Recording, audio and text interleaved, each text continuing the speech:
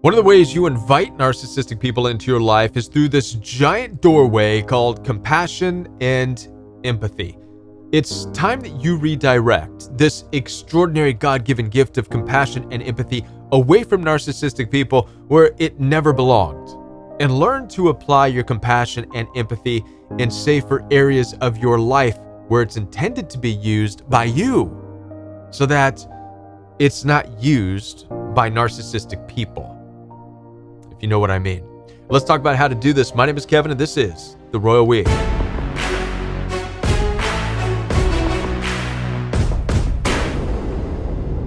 Now, before I do continue, I want to let you know that I'm here to support you. Down in the description box below this video, you'll find access for one-on-one appointments with me. I take telephone calls and video calls through Zoom, FaceTime, and WhatsApp. Also, the Royal We Private membership is available for you, where you get daily support from me and a growing community of people from around the world. I have a workout program for you in addition to weekly fellowship and so much more. So head on down to the description box, expand the description box right below this video you're watching right now, and there's where you'll find access to all the support that you need on your healing journey from narcissistic abuse. Now, let's get into this topic of how to redirect your God-given gifts of empathy and compassion away from narcissistic people and into the area of life where it belongs. To begin with, it's important that we understand that true compassion and true empathy is in fact a God-given gift. Can't be learned, can't be taught. The Bible says that to each has been given a measure of faith. I would add to this that to each has been given a measure of love. To each has been given a measure of empathy. To each has been given a measure of compassion. Now, some people would argue that empathy and compassion can be learned. In fact, narcissistic people love this argument. When I was dealing with narcissistic in-laws, one of the most nasty, abusive, bullying girls I've ever met in my life, foul-mouthing everybody around her, causing all kinds of pain in people's lives. At some point, I asked her, didn't you realize you were hurting people? Guess what her response was? Well, I hadn't really developed my empathy yet, Kevin. I hadn't perfected my empathy yet. As if that's some kind of a normal thing. And by the way, this particular narcissistic person went on to college to get a degree in counseling and psychology. I wonder why. So she can use this learned form of compassion and empathy so she can sit on this seat of authority and diagnose people's problems, because narcissistic people like to do that now, don't they? Sit and diagnose others. Even worse, prescribe medications so they can really wreck someone's life and keep them stuck in toxicity instead of saving them and pulling them out of an abusive relationship. No meds required for that. Anyways, I digress. That's a rabbit hole that I'm not willing to go down in this particular video. But that's a different type of empathy and compassion than what we're talking about. Your compassion, your empathy isn't a form that you learned. It's a form that you've been given by God. It's in your birthright. It's in your nature. And this compassion and this empathy that you have, it draws you to people who are oppressed, people who are broken, people who are hurting, people who don't have a voice, don't have the strength, and you're drawn to this. But this is where it gets complicated. You see, while you don't need to learn how to have compassion and empathy because you've got it on tap, you do need to relearn how to direct it and where to use it. Because you've been lied to. The lines between the oppressors and the oppressed in life have been blurred. We've been lied to about who deserves empathy and compassion and who doesn't.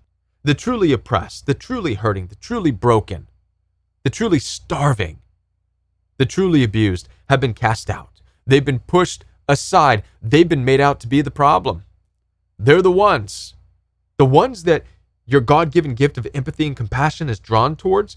Those are the ones that narcissists point at and talk bad about and belittle and laugh at and mock and criticize. They're the ones that psychologists and counselors prescribe the medications to further punish them in their brokenness. They've been locked out of churches. They've had doors slammed in their face. They have people not listening to them whatsoever. And here's why.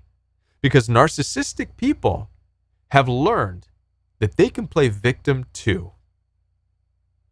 Not only are they playing victim, and they do it quite well, and it's the stupidest things ever.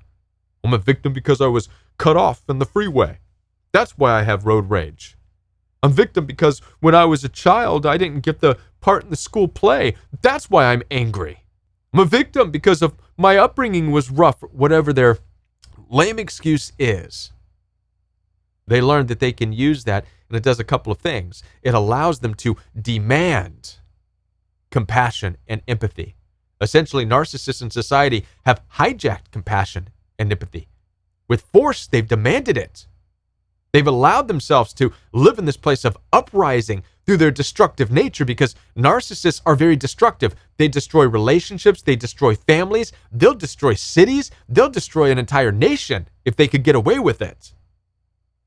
But this added bonus that they get now of playing a victim now accomplishes a couple of things. Number one, it justifies their rage, it justifies their bad behavior. I'm this way because of my upbringing. That's why I'm so mean. That's why I'm a bully. That's why I don't care about anybody, blah, blah, blah. And all of this works for them in a squeaky mouse gets the cheese sort of way. Society, churches, people have learned that, well, if these people are loud about their aggression and loud about, well, they must be passionate, it must be real pain then, when the reality is that the people who are really oppressed don't feel anybody hears them, so they don't say anything. So this is why the abusers, who are already narcissistically loud and arrogant, using their voice, squeaking as loud as a mouse can, they've been getting the cheese. They've been getting the empathy. They've been getting the compassion. While the oppressed and the silenced have been ignored. So it's important that you and I understand moving forward, because it's up to us. It's not up to the church. It's not up to the state, not up to the government, not up to the schools. It's up to you and me as individuals how to learn where to apply our compassion and empathy and where not to. We have to be the one. So how can you tell? How do you know? Well, let's talk about what it looks like when somebody really needs your compassion and your empathy. Here's how you're going to know. They're going to be withdrawn. They're not going to be forcing their way into your life. They're not going to be love bombing you and knocking on your door all the time. They're not going to be stalking you or harassing you. They're too afraid. They're too timid. They're too shy. They're too broken. That's sign number one. Number two, they're not going to know how to use their voice. They're not going to feel like anybody listens to them anyways. They're going to have a hard time articulating. The last thing a truly oppressed person wants to do is make somebody else feel oppressed. So they're not going to gossip about others. They're not going to badmouth other people. They're going to have a hard time even expressing what the person did to them. But you're going to be able to read it and see that they're in pain, that they've suffered. You may even have to help them articulate what they've been through. That's unlike narcissistic people who act like the squeaky mouses who want the cheese, right?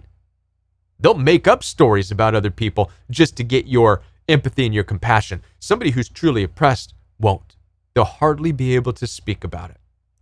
Another way you're going to know is that they're going to be grateful for any time that you spend with them and you listen to them. Somebody who's oppressed, somebody who's been abused, is going to thank you for even sitting with them. They're going to thank you for listening to them. They're going to thank you for being there. You might even see tears in their eyes while you're just there listening to them, because they haven't experienced that in God knows how long. That's what it's going to look like when you are applying your empathy and your compassion to somebody who's truly hurting and broken. They're not going to demean you. They're not going to devalue you. They're not going to demand it. They're going to be grateful for it. Compare this now to the narcissistic people, the squeaky mouses who've been getting the cheese from you all this time. Compare it to their lack of gratitude. They demand your compassion and empathy, don't they? They tell you, you need to be empathetic. You need to have more compassion towards me. Just because I yell at you and just because I lash out, where's your empathy? Compare that to somebody who's truly oppressed, whose eyes are welling up with tears because they're grateful that you're just listening to them. The truly oppressed will never demand that you listen to them. That's a huge difference. When somebody is demanding your empathy, when somebody is demanding your compassion, right then and there, there's your sign. That's your red flag. That is a narcissistic person who is using the victim mentality to hijack and to siphon your God-given gift of empathy and compassion. When they demand it, when they're telling you you need to give me empathy, boom, thanks for showing me who you are, narcissist. Somebody who's really hurting, really broken, they wouldn't be demanding it. The last point I have to make here is the best way to protect your God-given gift of empathy and compassion is to not use it in an intimate setting to begin with. Never, I repeat, never, I'm going to say it a third time to you, never allow empathy and compassion to be a doorway to romance. Never have your eyes on somebody and say, well, they're cute, but they're so broken. Well, but my compassion and empathy can save them, and then we can live happily ever after. Like, wrong. That is a gross misuse of compassion and empathy, which is a God-given gift for you to help people, to serve broken people, but not to sleep with them. Don't do that. That's using your gifts inappropriately. Your gifting is for a broken world and people who need help and people who need to be lifted up. Your romance and your partnership needs to be outside of that gifting, and it needs to be supportive of that gifting. You see, God has gifted you and you're responsible to use that gift in a broken world, but you need someone in your life who's going to come alongside you and fill you up so that you can use that gifting in a broken world. Does this make sense? When you use your giftings, your spiritual giftings, to find romance, it's essentially feeding the homeless so that you can be fed back, right? Would you take food and feed starving, hungry, homeless people and then say, okay, feed me back? No. I did that so you can feed me? No. Neither should you use your God-given gifts of empathy and compassion to try to save somebody who you find is cute so that they can then love you. This will ruin you mentally and emotionally faster than anything. And I see this happen all the time.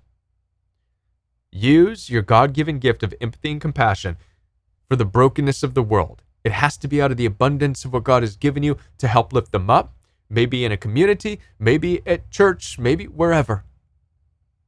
But your romance needs to be separate. And if you want to know further how this can look in your own life, I will go deeper into this territory with you. Head on down to the description box, schedule some one-on-one time with me. Like I said, I do take telephone calls and video calls through Zoom, FaceTime, and WhatsApp. There's so much more that we can explore on this topic, but I wanted to get the conversation started with you. All right? Don't forget the Rowie private membership is available for you, where you get daily support by me and a growing community of people from around the world. If you're brand new to the Royal We, be sure to subscribe to this channel. That's how this message gets shared. Like this video, hit the bell notification so you don't miss any future Royal We content. Check out one of these videos recommended by the YouTube algorithm. It knows what you need to see right now. All right, I'll be back. Bye, everyone.